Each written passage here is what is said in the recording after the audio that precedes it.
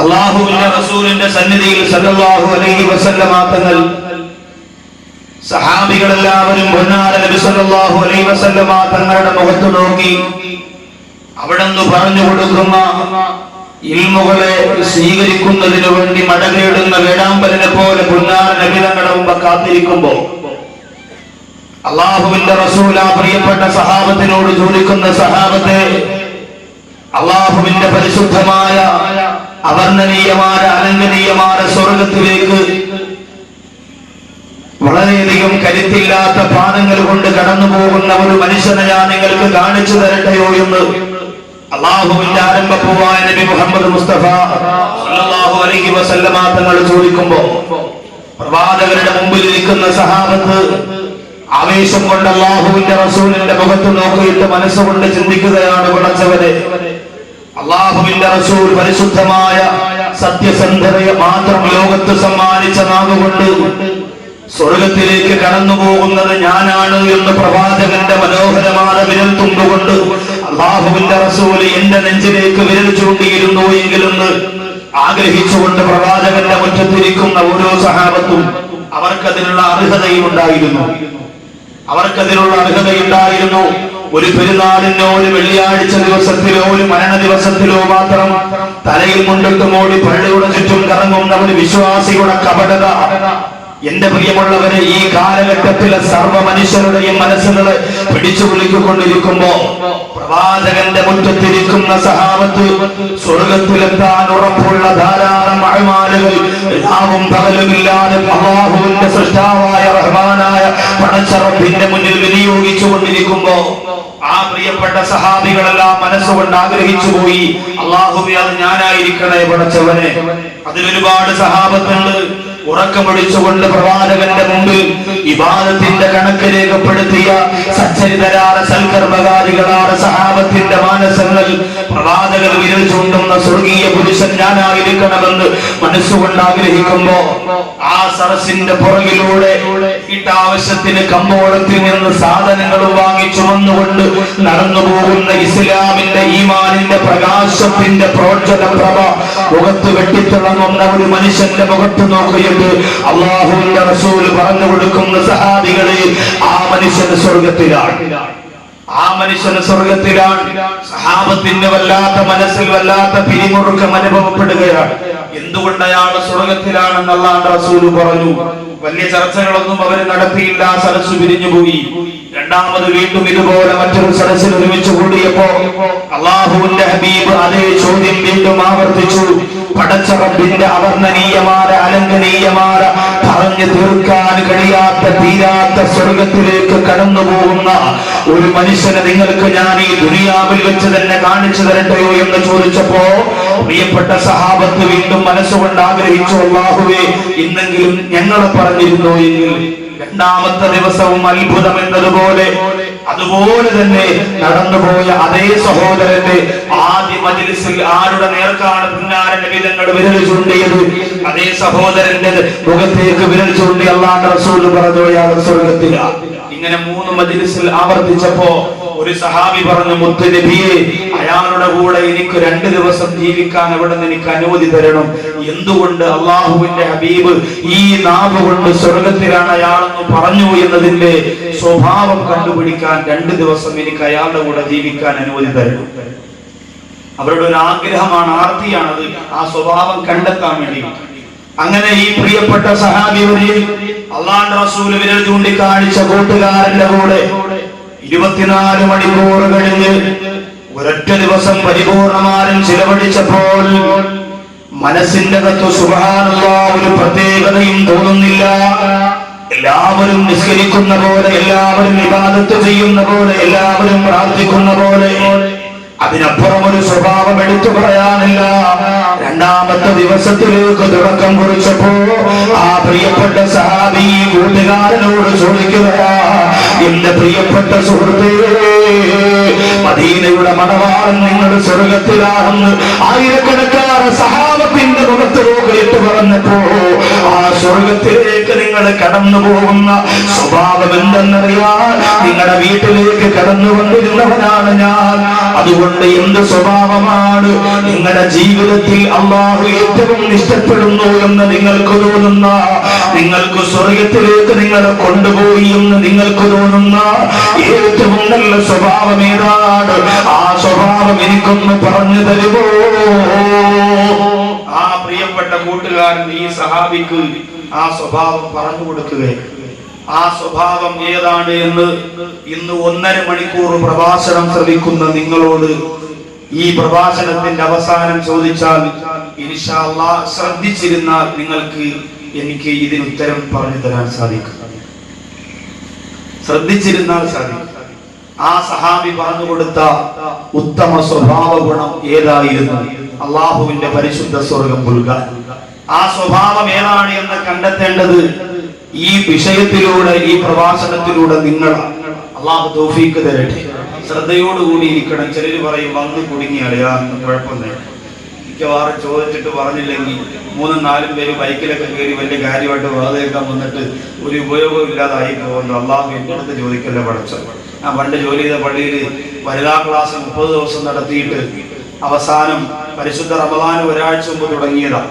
അപ്പോ 27ാം രാവുമായി ബന്ധപ്പെട്ട് ഞാൻ പറഞ്ഞു, ഇത്രയും ദിവസം നടത്തിയ ഈ ക്ലാസ്സിൽ ഒരു ചെറിയൊരു ടെസ്റ്റ് പേപ്പർ ഇനി വരുന്ന ക്ലാസ്സിൽ നടത്തി.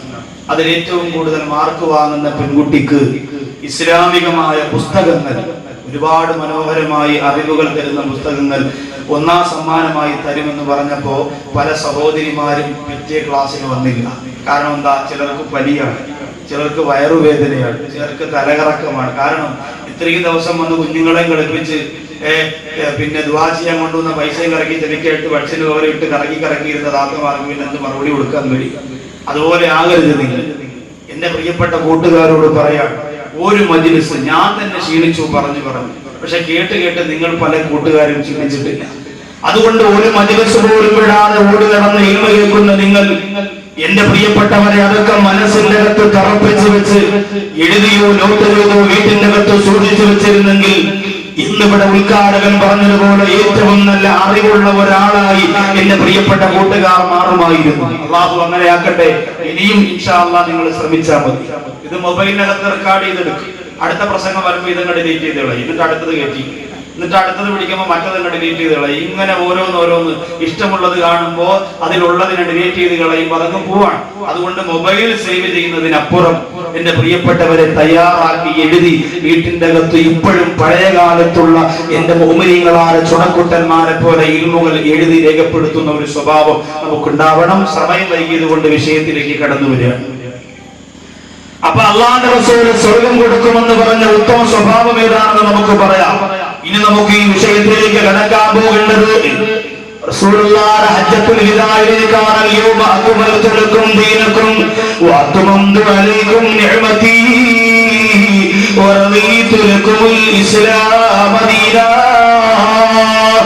പരിശുദ്ധ ഇസ്ലാമിന്റെ പരിപൂർണമായ സമാപനം സംഭവിച്ചു പോയ ദിവസം ഒരുപാട് സഹാബികൾ റസൂലുള്ളാഹിയുടെ വഫാത്ത് ഓർത്തുകൊണ്ട് പൊട്ടിക്കരഞ്ഞു പോയ റസൂലുള്ളാഹിയുടെ ഹജ്ജത്തുൽ വിദായിന്റെ പ്രഭാഷണത്തിന്റെ സമയം പൊന്നാര നബി തങ്ങളാ പ്രിയപ്പെട്ട ഹറം ശരീഫിന്റെ മുറ്റത്ത് ഒരുമിച്ച് കൂടിയ സഹാബത്തിനെ സാക്ഷി നിർത്തിയിട്ട് അല്ലാഹുവിന്റെ റസൂൽ സഹാബത്തിനോട് ചോദിച്ചതാ, ഇതേതാ സ്ഥലമെന്നറിയുമോ സഹാബത്ത്? അവര് പറഞ്ഞു, നബിയേ, ഇന്ന അവ്വല ബൈത്തിൻ മുദിഅ ലിന്നാസ് ലല്ലദീ ബിബക്കത മുബാറക. ലോകത്ത് ആരാധനയ്ക്ക് വേണ്ടി റഹ്മാനായ പടച്ചതമ്പുര ആദ്യമായി നിർമ്മിക്കപ്പെട്ട പരിശുദ്ധമായ കഅബയാണ് നബിയേ. അല്ലാഹുവിന്റെ റസൂൽ സഹാബത്തിനോട് ചോദിക്കുന്ന, സഹാബത്തെ, ഇതേതാണ് മാസമെന്നറിയുമോ സഹാബത്തെ? അവര് പറയും, അല്ലാഹുവിന്റെ റസൂല്, ഇത് പരിശുദ്ധ ദുൽഹജ്ജ് മാസമാണ് നബിയേ. ഇതേതാ ദിവസമെന്നറിയുമോ സഹാബത്തെ? അറഫാ ദിവസമാണെന്ന് പറഞ്ഞ സഹാബത്തിൽ പറയുമ്പോ അല്ലാഹുവിന്റെ റസൂൽ പറയുക, ഈ പരിശുദ്ധ നാട് പോലെ, ഈ പരിശുദ്ധ മാസം അല്ലാഹുവിന്റെ മുന്നിൽ പരിശുദ്ധമായതുപോലെ, ഈ ദിവസം അല്ലാഹുവിന്റെ മുന്നിൽ പരിപാവനമായതുപോലെ നിങ്ങൾക്കിടയിൽ ഇന്ന ദിമാഅക്കും വഅറാ أموالكم حرام عليكم كحرمة يومكم هذا وبيتكم هذا وبلدكم هذا. അല്ലാഹുവിന്റെ റസൂൽ പറയുകയാണ്, മാനവലോകത്തെ നക്ഷത്രങ്ങളോട് കിന്നാരം പറയുന്ന മാലാഖമാർ ഒരുപാട് തുള്ളിച്ചാടുന്ന ഹറം ശരീഫിന്റെ പരിശുദ്ധ മുറ്റം കണ്ടുകൊണ്ട് അല്ലാഹുവിന്റെ റസൂൽ പറയുകയാണ്, ഈ മക്ക പോലെ, ഈ കഅബ പോലെ, ഈ മാസം പോലെ, ഈ ദിവസം പോലെ അല്ലാഹുവിന്റെ ഏറ്റവും പവിത്രമാണ് നിങ്ങൾക്കിടയിൽ നിങ്ങളുടെ രക്തവും അഭിമാനവും എന്ന് നബി മുഹമ്മദ് മുസ്തഫ സല്ലല്ലാഹു അലൈഹി വസല്ലം. നമുക്കിടയിലുള്ള നമ്മുടെ രക്തം ചുരിക്കലുണ്ടല്ലോ, അഭിമാനത്തിന് ക്ഷതം വരുത്തലുണ്ടല്ലോ, ഇതൊക്കെ കഅബാലയം പൊളിച്ചതിന്റെ ശിക്ഷയാണെന്നാണ് ഈ ഹദീസിന്റെ വിവക്ഷ.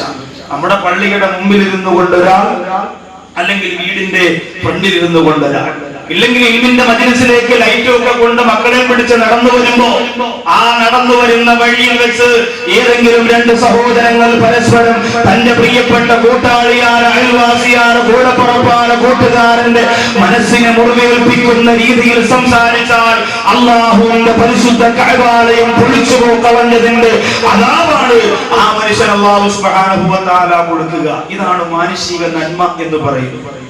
അള്ളാഹുവിനോടുള്ള തെറ്റ് അള്ളാഹു ചിലപ്പോൾ പുറത്തു തരും, പക്ഷെ മനുഷ്യനോട് കാണിക്കുന്ന തെറ്റ് അള്ളാഹു പുറത്തു തരും. ഞാനും നിങ്ങളും ഒരാളെ ഉപദ്രവിച്ചാൽ ആ ഉപദ്രവത്തിന് പുറത്തു തരേണ്ടത് അള്ളാഹുവല്ല. രണ്ടുപേരെ ഇടിച്ചിട്ട് അള്ളാഹു എനിക്ക് നീ പുറത്തു തരണം, ഞാൻ 3 പേരെ ഇടിച്ചു, സുജൂദി പോയപ്പോൾ ഉപ്പാപ്പായ കാലുടക്കി അടിച്ച് അവധിച്ചെന്ന് വീണ്, അതുകൊണ്ട് നീ പുറത്ത് അള്ളാഹ് പറഞ്ഞ് പള്ളിക്കകത്ത് വന്നിരുന്ന് അള്ളാഹുവിനോട് ദുആ ചെയ്തിട്ട് കാര്യമില്ല.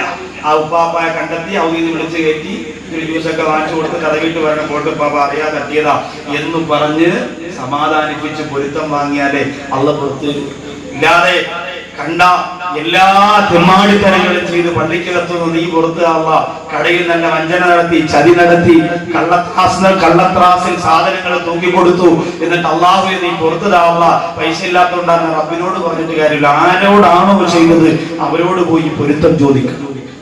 ഇതിന്റെ അദാബ് അല്ലാഹു സുബ്ഹാനഹു വ തആല പഠിപ്പിച്ചത് പൊന്നാര നബി തങ്ങൾ പറയുന്നു, പരിശുദ്ധ കഅബ പോലെ, ഹറം പോലെ, മക്ക പോലെ, ദുൽഹിജ്ജ് മാസം പോലെ പവിത്രമാണ് ഒരു മുസ്ലിമിന്റെ മനസ്സ്.